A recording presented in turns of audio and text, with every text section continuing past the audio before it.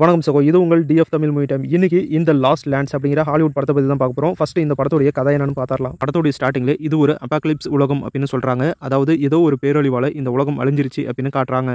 இந்த பேரழிவு காரணமா நிறைய மக்கள் உயிர் இழந்துட்டாங்க. இந்த பேரழிவால தப்பிச்ச சில மக்கள் மட்டும் ஒரு குழுவா கிறிஸ்துவ மதத்தை சார்ந்து ஒரு ராஜ்யம் ஒன்று உருவாக்கியிருக்காங்க. அந்த ராஜ்யத்துல தான் பேரழிவால தப்பிச்ச சில மக்கள் வாழ்ந்துட்டு இருக்காங்க. இந்த மக்களை ஆட்சி செய்ய ஒரு அரசனும் இருக்கான். இந்த ராஜ்யத்தோட ராஜாவுடைய ஒய்ஃப் ராணி நம்ம ஹீரோயினை தேடி வராங்க. ஹீரோயின் ஒரு சூனியக்காரி. ஹீரோயினை யார் தேடி வந்தாலும் அவங்களுக்கு அவங்க என்ன ஆசைப்பட்டு கேட்குறாங்களோ அதை ஹீரோயின் நிறைவேற்றி தருவாங்க.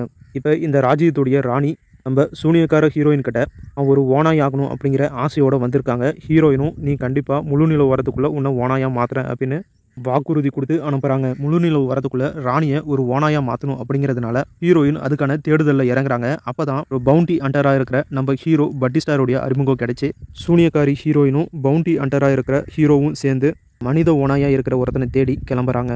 அதுக்கப்புறம் நடந்த சுவாரஸ்யமான சம்பவங்கள் என்ன, ஹீரோவும் ஹீரோயினும் நினச்ச மாதிரியே மனித ஓனாயை கண்டுபிடிச்சாங்களா, இடையில அவங்களுக்கு வந்த பிரச்சனைகளை அவங்க எப்படி சமாளித்தாங்க, இந்த நாட்டுடைய ராணி எதுக்காக தான் ஒரு மனித ஓனாயாக மாறணும் அப்படின்னு நினைக்கிறாங்க, கடைசியாக அந்த நாட்டுடைய ராணியை நம்ம சூனியக்கார ஹீரோயின் மனித ஓனாயாக மாற்றினாங்களா இல்லையா அப்படிங்கிறதெல்லாம் இந்த படத்தை பார்த்து நீங்களே தெரிஞ்சுக்கோங்க.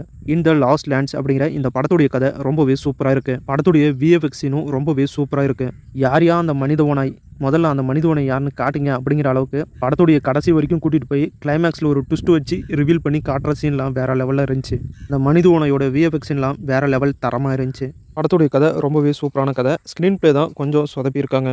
படத்துடைய ஸ்க்ரீன் பிளேவை இன்னும் கொஞ்சம் சூப்பராக எடுத்துகிட்டு போயிருந்தா படம் இன்னமும் ரொம்பவே சூப்பராக இருந்திருக்கும். டோட்டலாக இந்த லாஸ்ட் லேண்ட்ஸ் அப்படிங்கிற இந்த படம் எப்படி இருக்குது அப்படின்னா ஒரு தடவை பார்க்கலாம்பா அப்படிங்கிற அளவுக்கு ஒரு சுமாரான படமாக ரிலீஸ் ஆகிருக்கு.